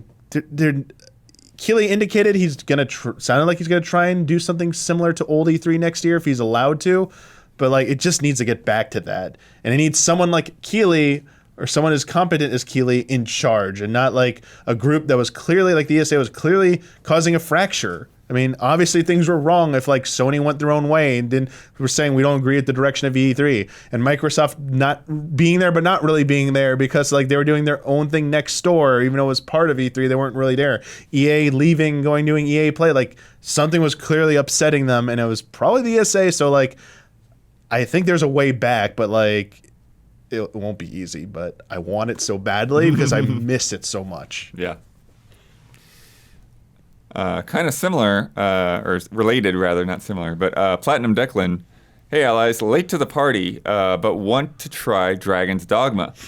Any advice for someone looking to jump in? Tips, console recommendations? It was on sale. Yeah, you just missed the sale. Yeah. It ended. Yeah, it ended. It was on like every platform too. It was on sale. $6. I tweeted about it, damn it. So. A lot of people are pushing it. It's worth any price. But it's only like $30 normal price for Arisen, and like on Steam, it's like got like high like 4K support. And I would just say we love that game, but it's pretty rough in some spots. So just be aware of that, okay? It's not a 10 out of 10. It's 10 out of 10 in your heart, but. They were wondering. I cannot, in good conscience, there was that game at 10. A lot of when it originally came out. There was a lot of intrigue behind it. I remember, and a lot of like praise for the concepts it was trying. But yeah, there were definitely a lot of jank and some issues with it that were holding it back. But maybe they've been patched up with Arisen and its subsequent like. Oh sure, yeah. Dragon's Dogma was perfect in every way. It's not, but There's no flaws. No, my tips. Straight up, my tips. The beginning is confusing, slow, and terrible. It is. You can do whatever you want in that first town, do little missions. Don't go to Bitter Black Isle. That's like way late game stuff, but you do it from the original town. Just have fun, take your time, do whatever. There's a cute little couple of quests in there. But then the game doesn't actually really do anything, start, until you get to Grand Soren. And to do that, you have to go to the little encampment, talk to Marciella or whatever her name is, beat the Hydra. You have to talk to her to do that mission, okay? Do the Hydra stuff once the head is off. Then you have to escort the Hydra from the waypoint down the road from the encampment to Grand Soren. Once you've done that, the game starts. Make sure you get... it's ridiculous. Make sure you get the Dark Arisen version, and make sure that you go to your storage thing in the inn in Grand Soren, and get the Eternal Fairy Stone. That's like fast travel. Originally, they were limited. They sure were. Because this game is completely out of its mind. And then also you get some really good armor pieces for your character and your pawns and stuff. I always use the dress, the queen's dress. It's like really high-level gear that you just get out the gate, but only female characters can use it. Perfect game. Also, if you have friends on whatever console that you're playing it on that played it, you can get their pawns for free, and their pawns will probably be really high level. So they will, if you want that or don't, just be aware of that, because they'll probably roll some stuff that you wouldn't otherwise. They'll also have hints about, I could talk about. Yeah, you're giving us like a walkthrough of the whole game. They wanted tips! That's how you start. Here's your Dragon's tip, Dogma. just play it. Give it like 4 hours. Yeah, give it time. So don't anyone have any strike out immediately. Experience with the Switch version? Because they're asking about that. Yes. I've played it on, I own it on everything. I have it on the Switch, I have it on the Steam Deck, I have it on everything. It plays fine on the Switch. Nice. It's Dragon's fucking Dogma. It's like Yeah, it was a PS3 game. how it runs doesn't matter. It didn't. Yeah, it didn't run amazing back then. No, perfect game. But it's probably a lot better now perfect game. with the HD version or the remastered version. Yeah. Cool. Let's play a game.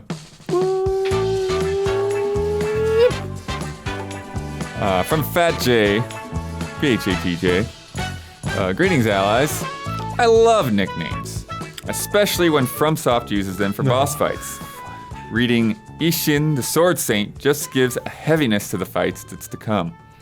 So I wanted to make a fun game where you'll have to guess if the nickname / epithet is from either a FromSoft game or from one of my favorite anime / manga, One Piece. All right, Brad. We have Okay. the right- All right, Brad. This is your Let's test. go, let's This is go. the Brad We have got test. the All right- right. My One All Piece right, journey Brad. has been stretched out over 15 years, so I'll do my best. The Deserter. Deserter. Deserter. That sounds like So these are the like after the comma. Yeah. I can't think of a From Software boss with that, so I'll just say One Piece. I can't I have either no unless idea. it's like Sir Alone or one of those guys. FromSoft. Who is Oh. it? Hawkwood from Dark Souls 3. Oh, Hawkwood? Okay, we're doing these guys. Okay. I thought we were doing bosses. We're doing these guys. I thought we were doing bosses. Guess they could be a boss. Yeah, I guess. you can Need a find big them. red bar at the bottom. Otherwise, no. There's been like 4 guys like that in these games. I don't know. It's like 4 giant blacksmith guys like that. We're a fake team. We're Yeah. a sham. Fake team. This is- Freezing Fog. Freezing fog? that could be from the DLC of 2 or 3. 2 maybe. 3 I can't think of. Freezing fog? What was the? I don't know anything about One Piece. There's a person with ice powers in One Piece, but I don't know if he had a nickname like that. Let's say Dark Souls 2. Yeah, let's say DLC. FromSoft. It is FromSoft. Borealis from Elden Ring. Oh, yeah. Borealis? The dragon in the lake. Yeah. Because you kind of remember freezing fog. Right. I mean, I literally thought of that, but I was like, was like, that's a dragon. Is it really called freezing? It's- I was thinking of A was frozen it There's like sea 5 of those flavor. dragons in Yeah, that game again. That's the one later. Yeah. Yeah, it's in the northern area.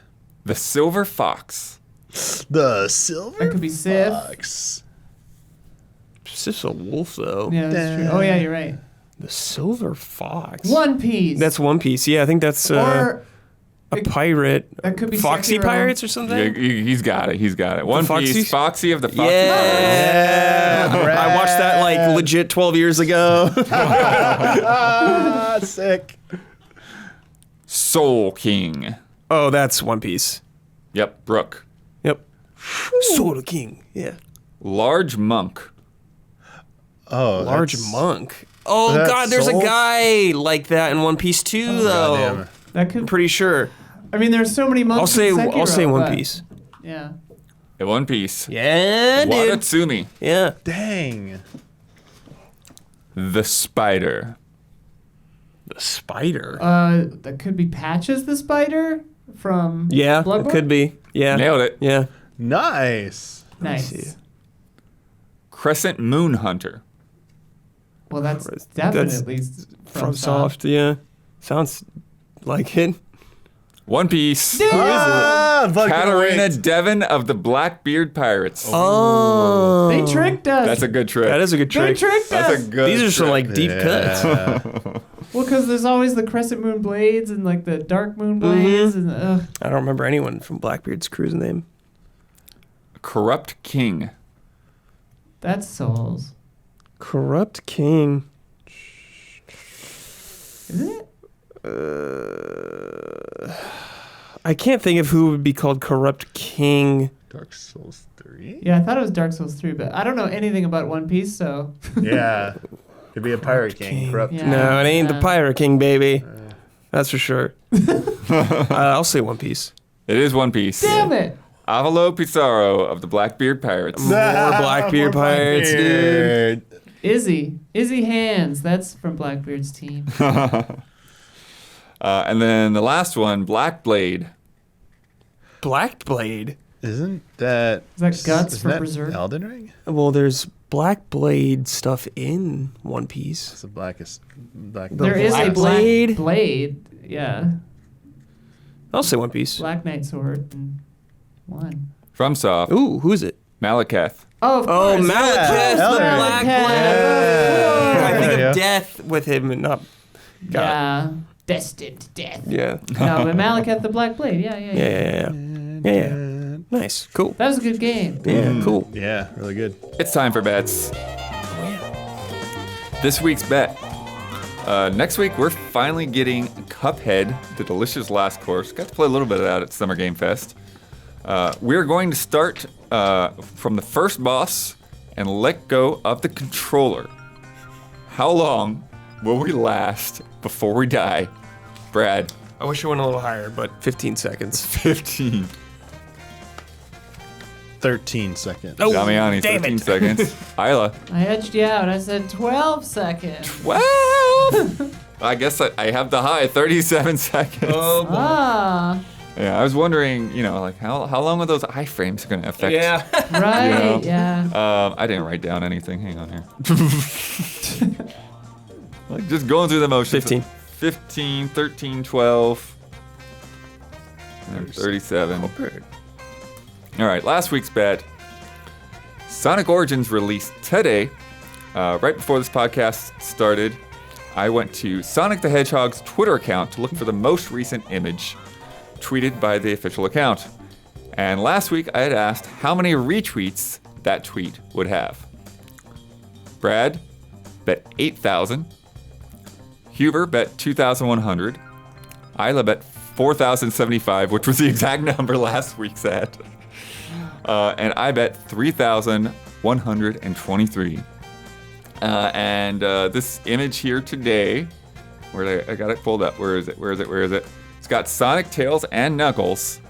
And it is currently at 3,419. Was posted just 2 hours before this podcast Oh, started. Sonic fans, you're not showing the support you should be. What's Origins, right?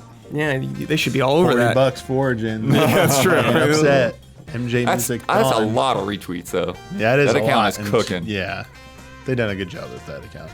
So I won that bet, bringing Massive Chubs to 12. Splish. Splash. And Melodorous Sea Lions 10. You know what's funny? Hmm. I just checked it now. Yeah? Retweets? Yeah. Right? Yep. It's 3,984 now. I just looked at the page again and it says 4,080. So that thing just keeps going. Oh, yeah. So, dang. I would've Sonic won it fans then. are It was rising up. close. They're right. Yeah. Shit. That tweet's got Yeah, star power. dude. we gotta get the council. Does the bet go till you read it, or does it go to the end? It's just till when Blood checked it. Yeah. I mean, we could update it. Could be Isla. We're same team scores. Yeah. I mean, we win either way. Why don't you check it like in an That's hour? true. Yeah, check No. it. You're the host. dude. Yeah. All right. Switching it to Isla. No. You can do it. We'll share it. We'll share it. Okay. Yeah. Oh, let me tell you about patreon.com/EasyAllies. Easy Allies is a fan-supported endeavor. Everything that we do is because of direct funding from the people that watch and listen to our content. So if you are listening to this and you enjoy it every week, please consider heading over to Patreon and chipping in there. You don't have to pay for this up front. You can just chip in however much you want, whether that's $1 a month or $5. The more people that jump in, the better. We, all our reviews, all our shows, all the different things that we do are because of the people that watch us. So thank you to everybody that has helped us out all over these years. And you get perks at different tiers on Patreon. The $1 patrons, they get this podcast without any ads. And they also get bonus love and respect questions. And we got a bonus game this week. That was a fun game. And there's some other fun things in there as well. $5, you get early access, and you get to submit to Love and Respect, and you get Trash Babies. Trash Babies. And Fast and Loose next week as well. Fast and Loose is for all patrons. Oh, yeah, that's right. Fast and loose for everyone. Yeah. But you also get our Discord, which is now going to go live very shortly. By the time they hear this, maybe. today, any minute, Anytime. minute. And then $20 are the ones watching us right now. Yeah, $20. Behind the scenes. $20. There's a tier there. One is here. Yeah. It's 20. You get to watch this while it's happening. All the mistakes. All you might hear a sound at the end of this podcast and like, where did that come from? Well, if you're in the behind the scenes, you would have known. So Smart. So thank you to everyone there. The top level patrons, they get shout outs on this podcast and our other podcasts every month. And this month's shout outs are Javawebs, Elthanis, Greg, the Dark Knight Kettering, Caleb Togi Crawford, Nick, and Anna Croft. Shout out. Wow. All right. How are we splitting this up? You got a final word, Isla? You want to promote a video? I know a video to promote. Okay. Watch Trash Babies. Watch Trash Babies. Watch Trash Babies. It's on our Patreon, and I love that show. Trash Babies and Mysterious Monsters and Play Dragon's Dogma. Perfect. Final word. I don't know. Final word. Final Fantasy XVI is looking real good. Great word, Blood. Great words. Looking forward to next summer when that happens. Actually, it had a funny experience because last night, I don't know what sparked it. My wife was like, it would be really cool if like you had a game that was like just like boss fights fighting like bosses fighting other bosses or something like that. And I'm like, hey, you should look at this Final Fantasy 16 trailer because I think that has kind of that vibe going on. So there we go. And we'll see you before the next Blood Moon rises.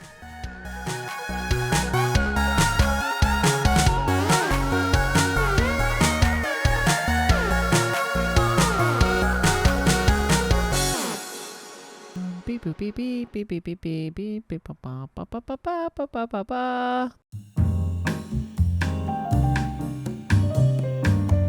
The Easy Allies would like to thank our Patreon podcast producers. We apologize in advance for all the ally names we are about to misspell and mispronounce. Jabawabs, Anacroth, Caleb Togi Crawford, Elthanis, Greg the Dark Knight Kettering, Nick, Shadow 2222, Stomps, Bradley Spees, Diego Perez, Jesper Popmel Dufay, Jesse Blue, Mellow Fellow, Mikey Mizek Novak, Rob Bob Will, Roy Sung, 44 Stars, Alexander Zirianov, Andri, Arvind Rajan, Aurelien Grenier, Beaten Down Brian, Benjamin Arp, Blue, Brandon White, Brian Kruger, Bryce Hornsby, Katie Garza, Crashams, Dale Sun, Danny Vlar, Dave Red, Dimitri Zetas, Discarded Digit, Douglas Chomich, DRD 7 of 14, Edward Gonzalez, Estocal, Faraz Rizvi,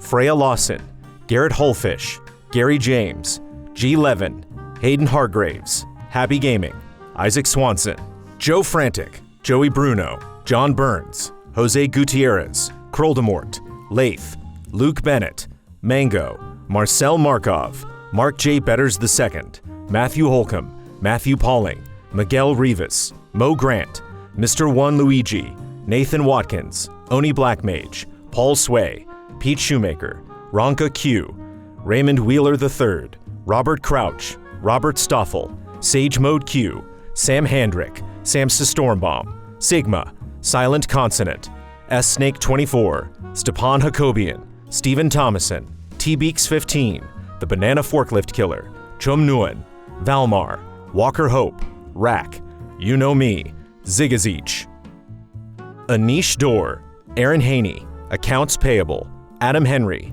Alex Monaco, Alex AI, Alexander Irving, Andreas Risberg, Anthony Galvin, Antonio Coyne, Arthur Lau, Barry Tomasini, Bob Starling, Brian Foster, Briscoe Davis, Brittany Fuller, Bunny Chen, C.S. Lewis, Chase Caldwell, Chelsea Candy Coated Thorns, Chief Uhu, Christian Semniak, Christoph Fatui, Christopher Santis, Clay Roberts, Cody Westley, Corey Jackson, Corey Landega, Culinary Stud, Cyberboa, Damnable Nook, Dan Sebring, Daniel Wong, David Wilson, Delisi, DF, Edison S. Prada Jr., Eric Tobias, Espen Gotchman, Ethereal Ether, Fishflop, Forever Ender, Forrest, Gabriel Aberg, Gabriel Smith, George Alexander, Glenn Olson, Graham, Gustav Strombaum, Hadi Ali, Helen Y, Hitman 47, Hugo Aguilar, Isun Chor, Ian Anderson, Ivan Swade, Jack Forrest, Jay Aldiar, Jameson Lapine, Jan Nicholas Frogshirt Tilk, JC3, Jeff ZOVGM Easton, Jeffrey Ruchtenwald, Gerald, Jeremy Ferris, Jesse Fish, Jesse Wilkison, Jethrin, Joey Din, John Gallagher, John McCullough, Jojo Denko, Jordan Ekman, Jordan Phillips, Joshua Vanswall, Julius Garcia, Junya Motomura, Carl Williams, Kevin Gillet, Leon Keys, Linson Wu, Liam Ahern, Luis Ibarra, Lion Crown 19, Marcel Giru 017 Froelich, Marco Hernandez, Materia Addict, Matt Ferguson, Matt Karwoski, Matthew Holmes, Mazrim Tame, Megadet, Michael Clendenan, Miguel, Misuki 211, Mither Strongbeard, Mr. Anarchy, Mr. Matati, Nefertiti Jenkins, Nicholas Johnson, Nycrypt, Nevi Sun, Ulf himself,